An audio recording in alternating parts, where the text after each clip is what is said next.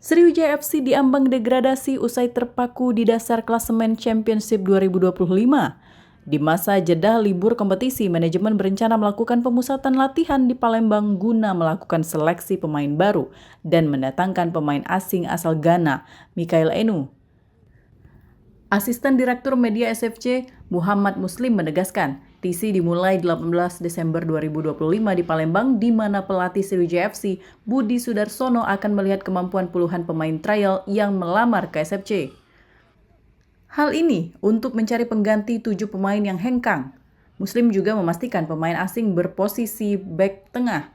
Mikhail Enu juga bergabung untuk membangun chemistry lebih cepat. Yang perkiraan puluhan ya, mungkin ada pemain lokal dan juga ada pemain asing.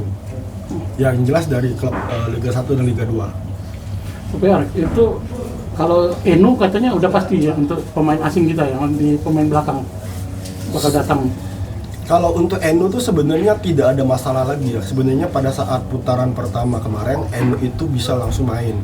Tapi karena terkendala kemarin itu kitas, setelah kitasnya udah selesai pada saat dia mau datang, ternyata kita kan daftar tuh 2 kali ya. Pertama daftarnya ke PSSI untuk verifikasi dan daftar ke PT Liganya. Nah, ke daftar ke PT Liganya ini kemarin itu waktunya mepet dan tidak bisa didaftarkan. Makanya Enu bisa masuk di putaran kedua.